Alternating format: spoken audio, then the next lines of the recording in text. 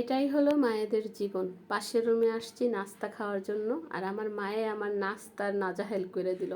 Hello everyone, আসসালামু আলাইকুম। কেমন আছো তোমরা সবাই? আমি তো আলহামদুলিল্লাহ ভালো আছি। আজকে একটু করলা ভাজি করব এবং তার সাথে পোমা মাছ রান্না করব। আশা করছি প্রতিদিনের মতো আমার আজকের ভিডিও তোমাদের ভালো লাগবে। ভালো লাগলে অবশ্যই লাইক করে ভিডিও দেখতে শুরু করবে। এইখানে এই যে পাশে ভাবির রুমে ছোট্ট কিউট বাবু আছে, আর তার সাথে আমার মায়ে তো আছেই। তো সকালবেলা প্রতিদিন হইলেই ভাবি আমাকে ডাকবে নাস্তা খাওয়ার জন্য। তো যাই হোক, দু একদিন তো তারটাই খাই। আবার আজকে আমি হয়েছে বানাইয়া নিয়ে আসছি, তো ভাবি সামনে খাইতে আছে আর আমি আবার এইখানে বসছি। আর ভাবির যে মেয়েরা আছে, মানে আমার বিনা পয়সার ক্যামেরাম্যান, তারা খুব মজা করে আমার ভিডিও করে দেয়। তো যাই হোক, মজা করে ওদের সাথে বসেই প্রতিদিন প্রায় আমি নাস্তা খাই। আর নাস্তা খাওয়ার টাইমে আমার মায়ের যে আমার সাথে কীগুলি করে, তো সেম কাজ সবসময় সে করতে থাকে। আর আমি আর কি করব, পাশে থেকে একটা ধমক দিতে থাকি। মাঝে মাঝে তো বেশি যখন করে তখন একটা থাপ্পড় দিই। আর সে তো নানান অভিযোগ তার করতে থাকে, তাকে আমি মাইর দিই। মায়ের না দিয়ে কী করব, খুব করে দুষ্টামি করে। যাই হোক, কী আর করব, এভাবেই সময় চলে যায়। আর এভাবে করে কখন সময় চলে যায় আসলে বুঝতেই পারি না। এই যে সামনে কিউট বাবুটা, সেও ঘুরতেছে, ওর সাথে খুব ভাব, দুষ্টামি করে, খেলা টেলা করে। তো যাই হোক, নাস্তা তো সকালবেলায় খেয়ে নিছি। এটা হয়েছে রাতের বেলা। রাত্রে হয়েছে চাল নিয়ে আসছে। কয়দিন হয়েছে আমাদের মোটা চাল নিয়ে আসে, আমি একদম ভাত খেতে পারি না।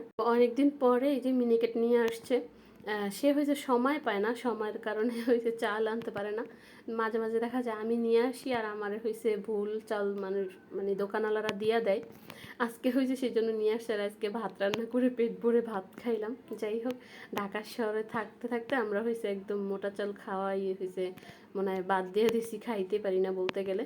যাই হোক, এখানে এই যে চিকন ঝাল নিয়ে আসছে, আর আমি হয়েছে একদম মহা খুশি হয়ে কাটাকাটি করতেছিলাম কি ডিব্বাতে রাখবো সেই জন্য। যাই হোক, এটা রাতের একটু ভিডিও ছিল, আর 2 দিন মিলিয়ে একটা ভিডিও আসলে এখানে আছে। যাই হোক, এদিকে রান্না করব। এই যে পোয়া মাছ আগেই ভাইজা ফেলাইছি। এখানে পোয়া মাছ আছে, 2 পিস বাটা মাছ আছে। তো এই দুইটা মিলে হয়েছে রান্না করতেছি। আর এখানে আমার মেয়ে হয়েছে ডিম এনে দিছে, তাকে হয়েছে এই ডিমটা যেন আমি ভাজা করে দিই, সেই জন্য ফ্রিজ থেকে বাইর করে দিছে। তো পাশে রাখলাম, ওকে হয়েছে সেদ্ধ করে দিব। আর এইদিকে পোয়া মাছটা একটু রান্না করব, সেই জন্য মশলাটা একটু কষাই নিতেছি। আর একটা কাঁচা টমেটো দিছি। জামাইয়ের হয়েছে আবার মানে সব কিছুই নতুন নতুন তার খুব ভালো লাগে, পুরানো হইলে ব্যাপারটা হয়েছে আলাদা।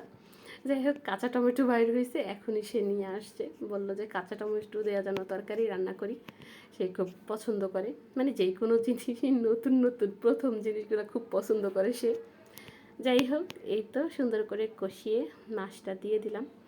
আর পোয়া মাছ অনেকে আছে ভাজা করে খায় না, এমনি কষায় রান্না করে। তো আমার হয়েছে যে আমি ভাজা ছাড়া মাছ খায় না, তো আমি ভাজা করেই রান্না করি। আর এই মাছটা হয়েছে ভাজা ছাড়াও ভালো লাগে, যার যেরকম চয়েস সে সেরকম করে রান্না করতে পারো। যাই হোক, এই তো পোয়া মাছ রান্না ওর পাশে হয়ে গেছে। তারপরে হয়েছে করলা ভাজি করব। তো করলা ভাজি করার জন্য চিংড়ি মাছ পেস্ট লবণ মরিচ সব কিছু দিয়ে কষাই তারপর হয়েছে যে ভাজিটা দিয়ে দিলাম। আর আজকের ভাজিটা একদম আলুটা লম্বা করে কাটছি, আমি তো মাঝে মাঝে 3 কোনা করে কাটি, যখন যেরকম ভালো লাগে ওইরকম কাটি। তো এই করলাগুলো বড় বড় ছিল, একটুকু তিতা ছিল না। আমি এবার হয়েছে একটু লবণ দিয়ে মাখায় রাখি যখন আর কি কাটি।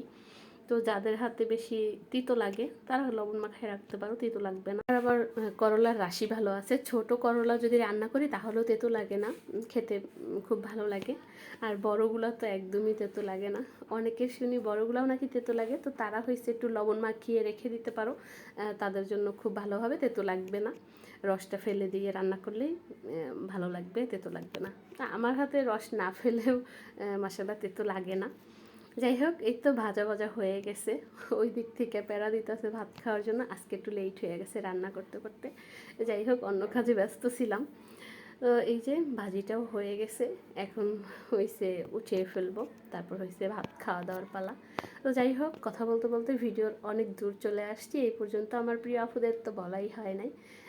ভিডিও এই পর্যন্ত যারা দেখছো একটা লাইক দাও নি, প্লিজ মনে করে একটা লাইক দিও।